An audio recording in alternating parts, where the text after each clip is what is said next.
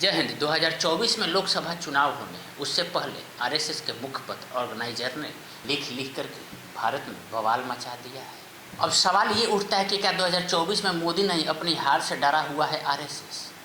जो भी हो, हार को स्वीकार करना ही पड़ता है। इसे दूर करने का कोई प्रयास नहीं होना चाहिए। बहरहाल पूरे अभियान का बारीकी से विश्लेषण किया जाना चाहिए ताकि भविष्य में नुकसान से बचा जा सके।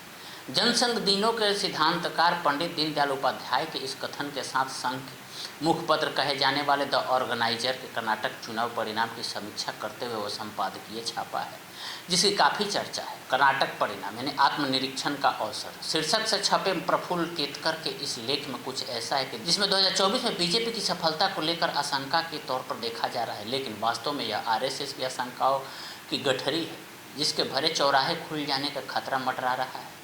मीडिया के एक हिस्से में 23 मई को प्रकाशित इस संपादकीय का एक वाक्य बीच बहस है कि 2024 के चुनाव में केवल प्रधानमंत्री मोदी का करिश्मा और हिंदुत्व की विचारधारा ही काम नहीं करेगी, यानी 2024 में सफलता के लिए कुछ और की ज़रूरत है।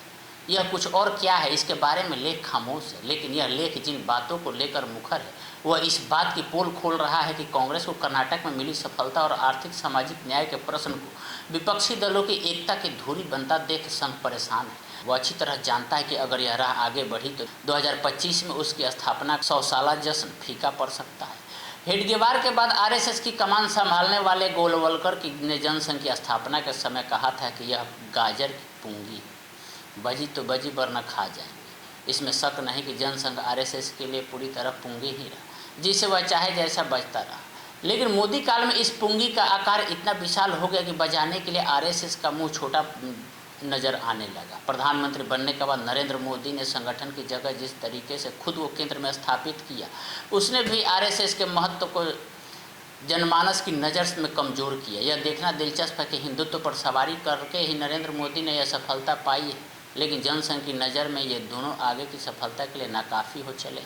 आरएसएस का यह एहसास इसलिए भी गहराया है कि कर्नाटक में प्रधानमंत्री मोदी ने हिंदुत्व की विचारधारा के साथ बजरंगबली को भी लॉन्च कर दिया था, फिर भी बुरी हार का सामना करना पड़ा। यानी कुछ ऐसा है जो धर्म और नफरत के मारक मेल को बेअसर कर सकता है, जबकि इसी फार्मूले पर चलते हुए बीजेपी अर्थ से फर्श तक पहुंची है। इस संपादकीय को ध्यान से पढ़ने पर यह स्पष्ट हो जाता है कि वह वास्तव में क्या है। लेख में मजबूत क्षेत्रीय नेतृत्व के अभाव आदि को लेकर कुछ बातें तो बस यूं ही है, क्योंकि एक चाल का अनुवर्तित शिखर के सिद्धांत पर चलने वाली विचारधारा में क्षेत्रीय नेतृत्व की बहुत गुंजाइश होती भी नहीं।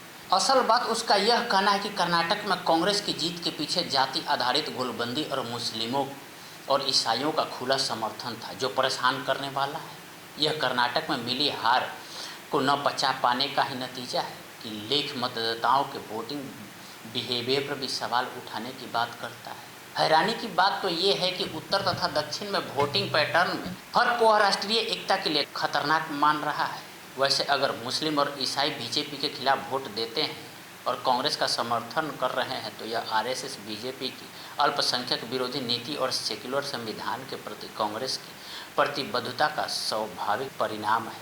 वैसे आरएसएस को इसमें दिक्कत भी नहीं है अगर इसकी प्रतिक्रिया में विराट हिंदू एकता बन जाए, जिससे वह सत्ता के शिखर पर बने रहने की गारंटी मानता है। बीजेपी की सोशल इंजीनियरिंग अपने मूल में यही है। यह संयोग नहीं कि उत्तर प्रदेश में पिछड़ी जाति के केशव प्रसाद मौर्य के जिस चेहरे को सामने करके 2017 में बीजेपी ने यूपी का विधानसभा चुनाव लड़ा था, वह जीत के बाद पीछे कर दिया गया और क्षत्रिय कुलभूषण आदित्यनाथ को मुख्यमंत्री की कुर्सी सौंप दी। बीजेपी के समरस समाज का अर्थ वर्ण व्यवस्था का अभिनंदन है, जो दीनदयाल उपाध्याय जैसे चिंतकों के मुताबिक ऐसी जैविक एकता का आधार है जो राष्ट्र निर्माण की प्रक्रिया को जारी रख सकती है। दिक्कत यह है कि दलित और पिछड़ी जातियां दीनदयाल उपाध्याय की परिभाषा की जगह डॉक्टर अंबेडकर की परिभाषा से ज़्यादा प्रभावित है, जो वर्ण व्यवस्था के समूल नाश की बात करते हैं और हिंदू राष्ट्र की अवधारणा को लोकतंत्र के लिए विपत्ति बताते हैं।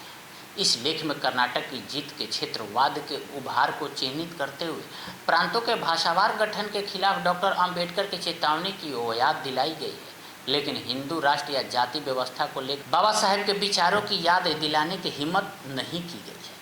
संपादकीय कर्नाटक में कांग्रेस की सफलता में जाति आधारित लामबंदी देखता है, लेकिन इसी चुनाव में राहुल गांधी ने जितनी आबादी उतना हक का नारा देकर सामाजिक न्याय का एक नया दौर शुरू होने की जो मुनादी की है, यहाँ तक कि जातिवार जनगणना या पिछले सामाजिक आर्थिक सर्वे के नतीजों को सार्वजनिक करने की बढ़ती मांग पर भी संपादकीय में चुप्पी है। इस लेख में यह भी सही नहीं कहा गया है कि पहली बार कर्नाटक चुनाव में बीजेपी को भ्रष्टाचार के आरोपों का सामना करना पड़ा है। हकीकत तो ये है कि गोवा, मध्य प्रदेश से लेकर महाराष्ट्र तक में सरकार बनाने गिराने के खेल में जिस तरह धन बल का इस्तेमाल हुआ है, उसने बीजेपी के भ्रष्टाचार में लिप्त होने की कहानी को घर घर पहुंचा दिया है। महाराष्ट्र में तो 50 खोखे एकदम ओके का नारा उसके गले की हड्डी बना हुआ है, जिसका मतलब है कि महाविकास आघाड़ी की सरकार गिराने के लिए बीजेपी ने विधायकों को 50 करोड़ रुपये दिए। इस संपादकीय में उत्तर और दक्षिण के वोटिंग पैटर्न में फर्क पर चर्चा को जिस तरीके से राष्ट्रीय एकता के लिए दिक्कत तलब बताया गया है, उस पर भी गंभीरता से विचार करने की जरूरत है। दक्षिण राज्यों का क्षेत्रीय अस्मिता के प्रति आग्रह संघ की नज़र में हमेशा राष्ट्र निर्माण की राह में बाधा रहा है। इस संदर्भ में एक बार फिर दीनदयाल उपाध्याय का ही विचार जानना महत्वपूर्ण है। दीनदयाल उपाध्याय लिखते हैं, संविधान के प्रथम अनुच्छेद के मुताबिक इंडिया, जिसे भारत भी कहा जाता है, वह राज्यों का संघ होगा, अर्थात बिहार माता, बंग माता, पंजाब माता, कन्नड़ माता, तमिल माता, सभी को मिलाकर भारत माता का निर्माण होता है। यह विचित्र है, हम लोगों ने इन सूबों को भारत माता के अवयव के रूप में देखा है, न व्यक्तिगत माता के तौर पर। इसलिए हमारे संविधान को संघीय के बजाय एकात्मक होना चाहिए। संघ जनसंघ का मानना है कि भारतीय संस्कृति की तरह भारतवर्ष भी एक और अविभाज्य साझा संस्कृति की कोई भी बात न केवल असत्य है बल्कि खतरनाक भी, क्योंकि वह राष्ट्रीय एकता को कमज़ोर करती है और विघटनकारी प्रवृत्तियों को प्रोत्साहित करती है।